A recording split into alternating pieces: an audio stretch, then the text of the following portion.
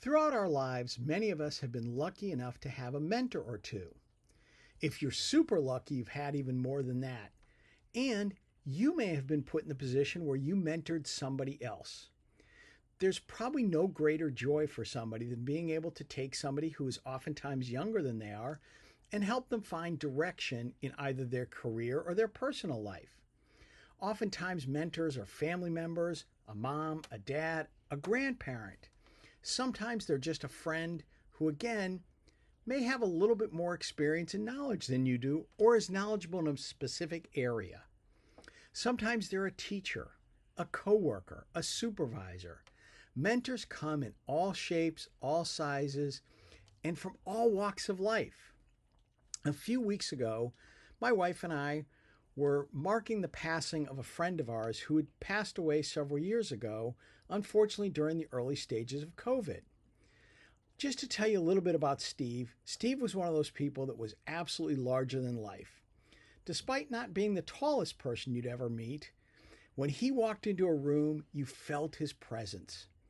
He had a robust laugh that really lit up the room, and he was just one of those people that everybody wanted to know and everybody wanted to be his friend.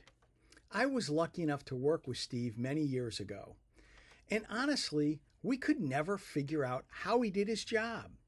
You see, Steve would show up in the morning, he would walk into the office, he would chit-chat with the women that were out front, then he would go into his office with his newspaper, and oftentimes one of the first things he did was pick up the phone and call a friend of his and place a few bets on sporting activities for that day.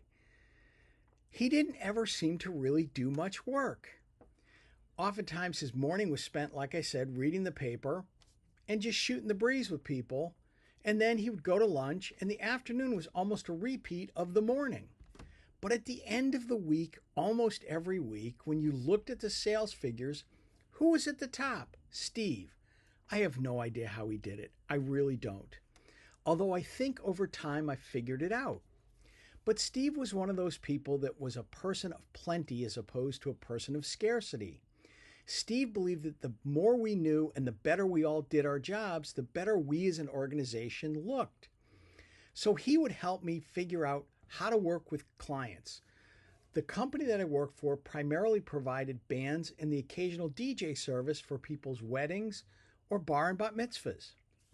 Steve was the king of the bar and bat mitzvah market. Despite the fact that he was Italian and not Jewish, he seemed to understand that clientele very well. And he gave me great pointers throughout time on how to deal with that clientele. Again, he was one of these people that was just larger than life. Steve was actually the band leader for the band at my and Jill's wedding. And as we got ready for our wedding, a few months out, Jill said to him, "Hey, I'd like to schedule a time to meet with you to talk about our songs. What's going to be the song we do our first dance to?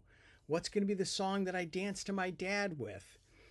Steve listened politely, and at the end of the conversation looked at her and said, "I got this taken care of. Don't be a pain in the ass bride."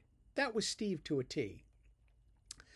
Again, nobody that I know understood relationship selling better than Steve. The reason he was always at the top of the sales chart, he built relationships with his clients, and they were very loyal to him.